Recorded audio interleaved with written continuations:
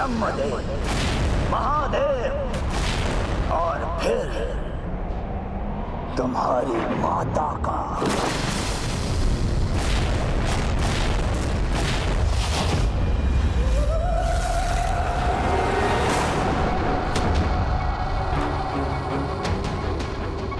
क्यों? क्रोध आ रहा है ना तुम्हें? हाँ तो लो लो ये खड़ग और अंत करो मेरा अंत करने का सबसे उत्तम अवसर है ये कुमार कार्तिकेय। अभी अंत नहीं किया तो बहुत पछताओगे तुम। लो थामो ये खड़ग, लो और अंत कर दो मेरा। कहां चले गए कुमार कार्तिकेय? और हमारी पीड़ा का आभास भी है या फिर ये सब कुछ एक मात्र क्रीड़ा है उनके लिए? देवराज इंद्र, तनिक धैर्य रखिए। यहाँ हम तीन एकत्र तो हैं। पता नहीं उस दुष्ट तारकासुर ने कुमार कार्तिकेय को कहां भेज दिया, और वो जहां भी हैं वो तो सर्वथा अकेले ही है ना? देवराज, वो हमारे लिए अपने प्राण दांव पर लगा रहे हैं। उसके समक्ष हमारी पीड़ा कुछ भी नहीं। इंद्रदेव, वायुदेव और कुबेर जी, अब कुछ ही समय शेष है, तो अंत समय में जो भी एक दूसरे को कुछ कहना चाहते हो कह लो, क्योंकि वृक्ष बनने के उपरांत तो मूक हो जाओगे ना तुम। तो क्या हमारी श्रवण शक्ति भी शेष नहीं रहेगी? कदाचित। उत्तम, वही उचित होगा। तुम्हारे ये अनर्गल प्रलाप सुनने के लिए हम विवश तो नहीं रहेंगे। बस बहुत हुआ। तुम्हारा देव सेनापति गया, उलझ गया वो अपने ही क्रोध के जंगल में। अब कोई उसकी रक्षा नहीं कर सकता।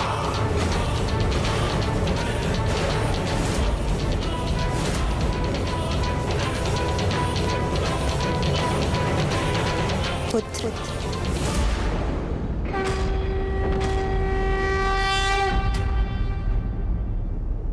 पुत्र, मेरे नेत्रों में अपनी छवि को देखो। क्रोध के कारण कितनी विकृति आ गई है तुम्हारे सौम्य रूप में। ज्ञानी नाम चेतांसि देवी भगवती ही सा बलादा कृष्ण मोहाय महामाया प्रयच्छति। माँ, मुझे क्षमा कर दीजिए माँ। माँ, मैं वो पुत्र, तीव्र क्रोध से प्रभावित हो गए थे तुम। यही दुष्परिणाम है क्रोध का। वो व्यक्ति को आत्मनियंत्रण से वंचित करता है। व्यक्ति उचित निर्णय लेने की क्षमता को खो बैठता है, क्योंकि क्रोध व्यक्ति के भीतर के समस्त विकारों को बाहर लाता है, उसके सर्वाधिक बुरे स्वरूप और आचरण को प्रकट करता है। पुत्र, हमारा क्रोध हमें दुर्बल बनाकर हमारे शत्रु को सबल बनाता है। शत्रुओं को पराजित करना है तो तुम्हें अपने क्रोध पर नियंत्रण करना होगा। पुत्र, धन्यवाद माता। आज के पश्चात मैं कभी क्रोध को स्वयं पर हावी नहीं होने दूंगा।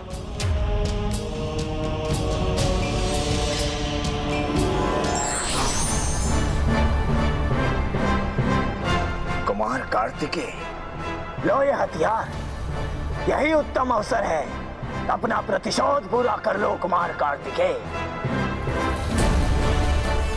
तारकासुर, जब तक तुम निशस्त्र हो मैं तुम पर वार नहीं करूंगा। मैं तुम्हें दंडित अवश्य करूंगा, किंतु धर्मानुसार युद्ध भूमि में।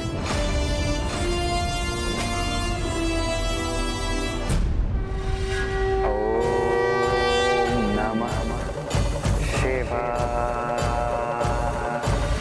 ओम नमः शिवाय।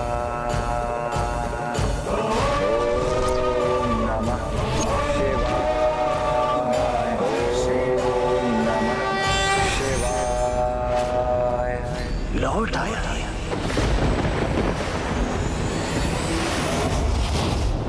जब कुमार कार्तिकेय पुनः क्रीड़ा में लौटे तो वो सर्प की पूंछ से लुढ़ककर और भी नीचे पहुंच गए थे और इस प्रकार ये क्रीड़ा आगे बढ़ती गई। तारकासुर पांसों को घुमा के फेंकता रहा, अपने अनुसार अपने अंक प्राप्त कर एक सीढ़ी से दूसरी सीढ़ी चढ़ता रहा। तो वहीं दूसरी ओर स्कंद माता कुमार कार्तिकेय के लिए पासे फेंक रही थी। इधर तारकासुर 80 के अंक तक पहुंच गया था, किंतु कुमार कार्तिकेय अभी तो 50 के अंक तक ही पहुंचे थे। ये तो उचित नहीं।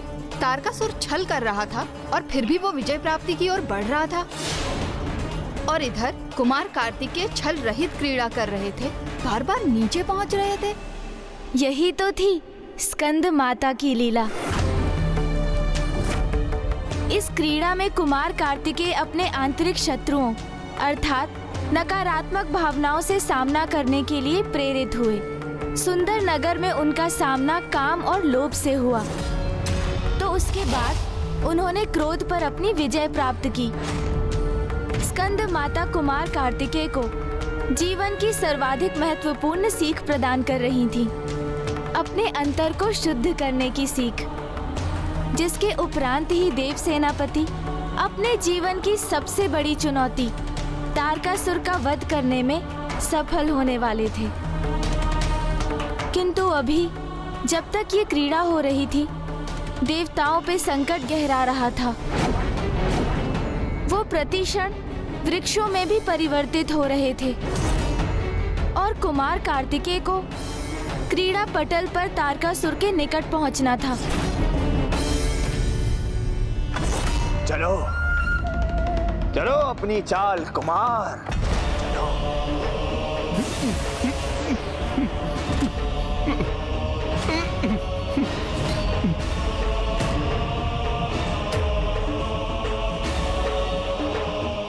माँ, इस बार मुझे अच्छे अंक प्राप्त होना अनिवार्य है, अन्यथा मेरी पराजय होगी, देवताओं की पराजय हो जाएगी।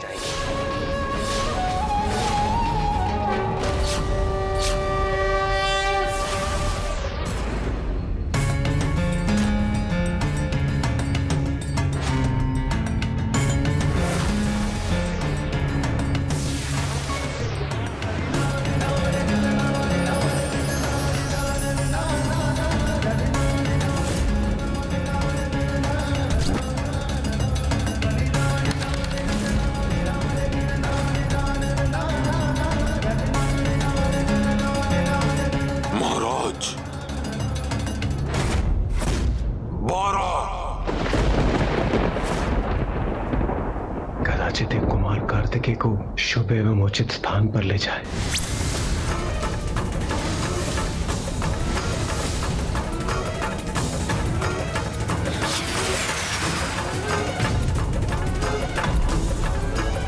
अब आएगा आनंद।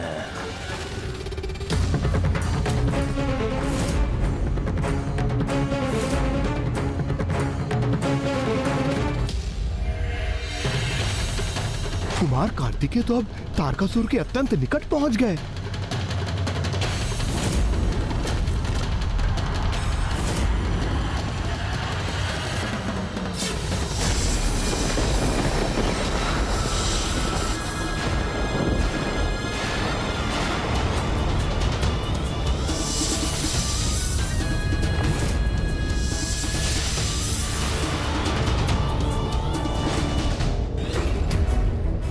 माता, मुझे पूर्ण विश्वास है आपने पासे फेंककर मेरा उचित मार्गदर्शन करने हेतु ही ये अंक प्रदान किए हैं।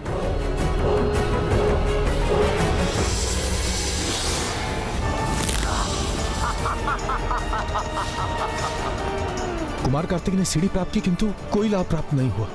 इसके उपरांत भी वो सर्प के मुख में प्रवेश कर गए।